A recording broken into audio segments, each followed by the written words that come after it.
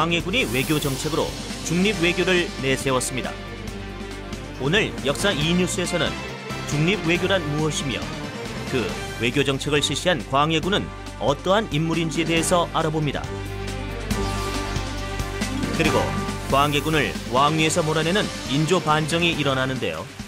반정의 원인과 과정에 대해 살펴봅니다.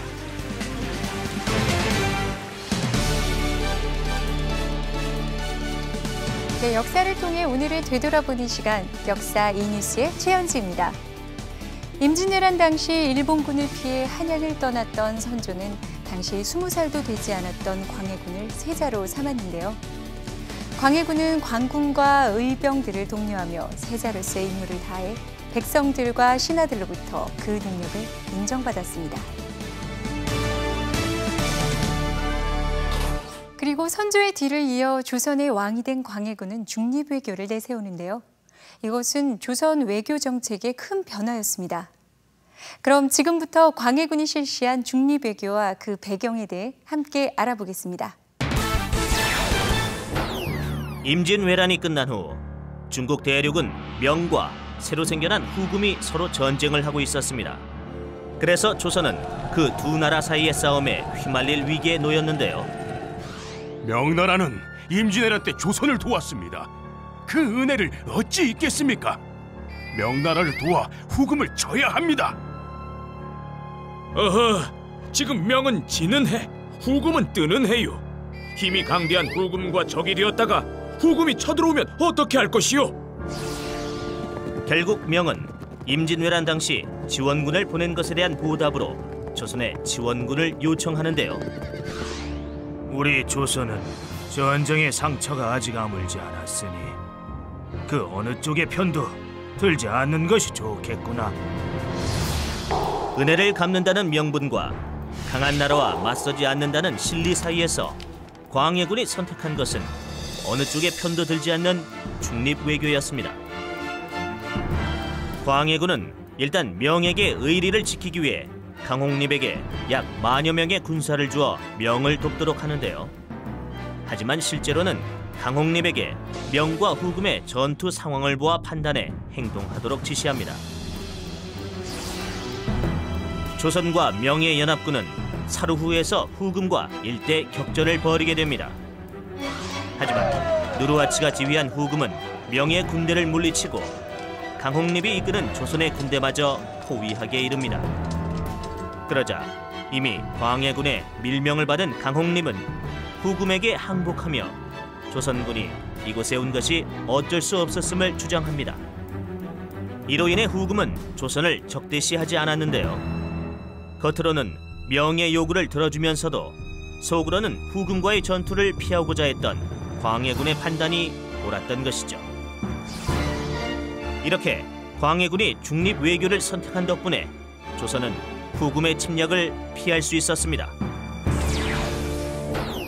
당시 조선 대부분의 신하들은 명을 큰 나라로 여겨야 한다는 사대주의를 주장했는데요. 이것은 당시 국제 정세와는 맞지 않는 이야기였습니다.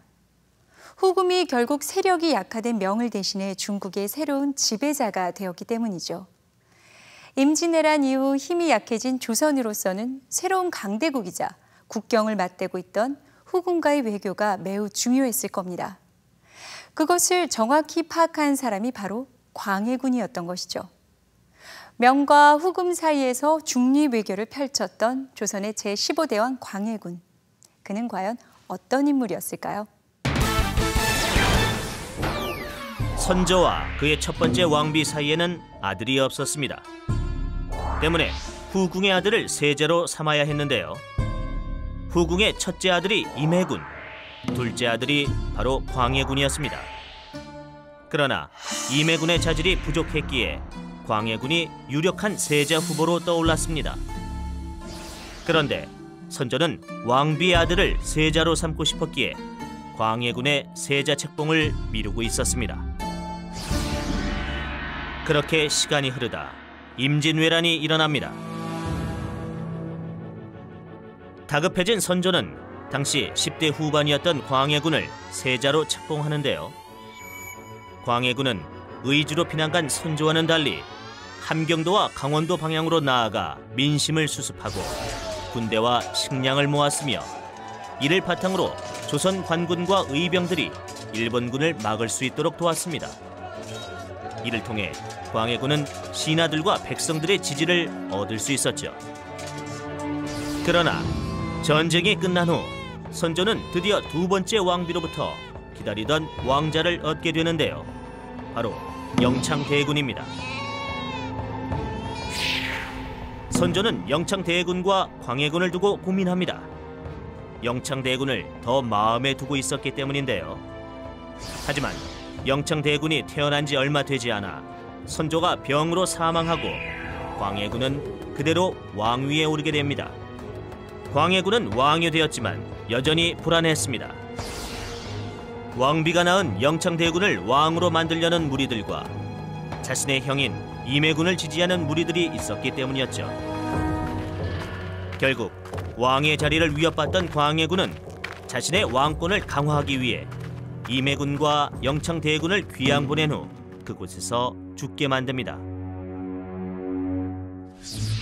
광해군은 이렇게 정치적 경쟁자를 제거하여 왕권이 확립되자 본격적으로 임진왜란 때문에 황폐해진 조선을 복구하기 시작합니다. 먼저 전쟁 중 불에 탄 창덕궁을 중건했으며 여러 가지 공물을 쌀로 통일해 바치게 한 대동법을 시행해 특산물로 세금을 내야 했던 문제점을 고치도록 했습니다. 또한 국가 재정을 제대로 확보하기 위해 전국의 토지를 조사하는 양전 사업을 실시합니다. 그리고 전쟁 이후 질병이 만연해 허준으로 하여금 의서인 동의보감을 완성케 하여 백성들이 건강하게 살 수 있도록 도왔습니다. 이처럼 광해군은 밖으로는 중립외교를 통해 전쟁의 위협을 줄이고 안으로는 세금제도 표준화 및 의료기술의 발달을 지원해 백성들의 삶을 보살피고자 노력한 현명한 왕이었습니다. 광해군. 역사는 광해군을 조선의 다른 왕들처럼 조나 종과 같은 칭호를 붙여 부르지 않았는데요. 연산군처럼 반정에 의해 왕의 자리에서 쫓겨났기 때문입니다. 앞서 보신 것처럼 실리적인 중립외교를 펼치며 조선을 재건 중이던 광해군은 왜 반정의 희생자가 되었을까요? 그럼 광해군을 몰아내고 인조를 왕위에 올렸던 인조 반정에 대해 자세히 알아보겠습니다. 인조 반정은 연산군을 몰아냈던 중종 반정에 이어 조선 왕조 역사상 두 번째로 일어난 반정이었습니다. 반정을 일으킨 세력들은 다음을 그 이유로 내세웁니다. 지금의 왕은 자신의 형제인 임해군과 영창대군을 죽이고 어머니인 임목왕후를 폐위하는 등의 폐륜을 저질렀다. 또한 임진왜란 때 도와준 은인인 명을 돕지 않았다. 오늘날에는 광해군의 정책이 훌륭하고 전쟁을 피하기 위해 어쩔 수 없는 선택이었다고 평가하는데요. 하지만 당시 조선의 신하들은 명을 큰 나라로 섬기는 사대주의가 강했고 후금을 오랑캐의 나라로 여기며 무시했죠. 그런데 광해군이 명을 돕지 않는 것도 모자라 오랑캐의 나라 후금을 돕는다고 하니 신하들의 불만이 상당히 컸습니다. 결국 반정을 계획한 이들은 앞서 두 가지 이유를 들며 세력을 모으기 시작합니다.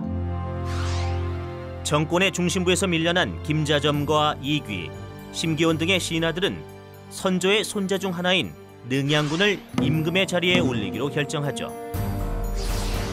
반란군은 준비가 되자 일제히 궁궐로 쳐들어갑니다. 광해군이 반정 사실을 알게 됐을 때는 이미 대세가 기울어버려 피신을 할 수밖에 없었는데요.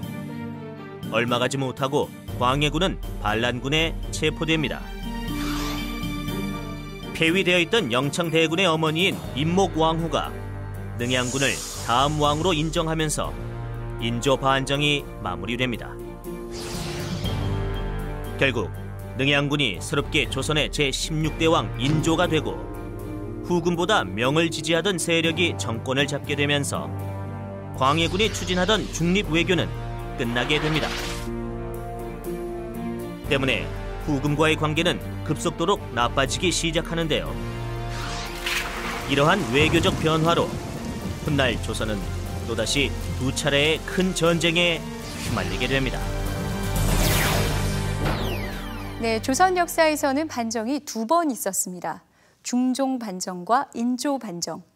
하지만 연산군을 몰아냈던 중종반정과 광해군을 몰아냈던 인조반정에는 분명히 차이점이 있습니다. 중종반정은 연산군이 너무나 많은 사람들을 죽이고 사치스러운 생활을 하는 등 여러 가지 잘못을 한 폭군이었기 때문에 벌어진 반정이었다면, 인조반정은 사실 정치적인 이념이 달랐기 때문에 벌어진 반정이었습니다. 이런 이유로 오늘날에는 광해군에 대해 폭정으로 쫓겨난 왕이 아니라 국제적인 감각이 있었지만 아쉽게 쫓겨난 왕으로 평가하기도 합니다.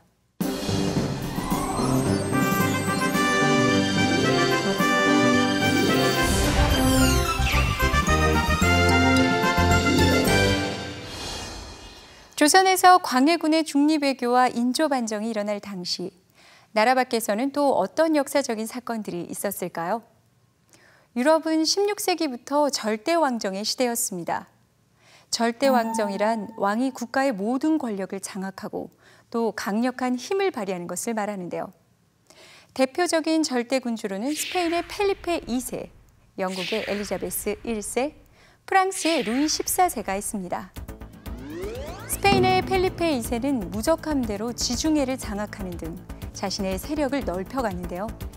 그가 다스리던 시기의 스페인은 해가 지지 않는 나라로 불릴 만큼 강했답니다. 영국의 엘리자베스 1세는 스페인의 세력 확장에 대해 불만이 많았습니다. 결국 두 나라는 드디어 유럽의 패권을 놓고 한판 승부를 벌이게 되는데요. 엘리자베스 1세는 프랜시스 드레이크 제독을 앞세워 펠리페 2세의 무적함대를 격파하는 데 성공합니다. 이것이 바로 그 유명한 칼레 해전이죠. 이후 스페인의 국력은 약해지고 영국의 세력은 강해지게 되었습니다. 프랑스의 루이 14세는 해외 무역을 장려하면서 국가 재정을 확보했는데요.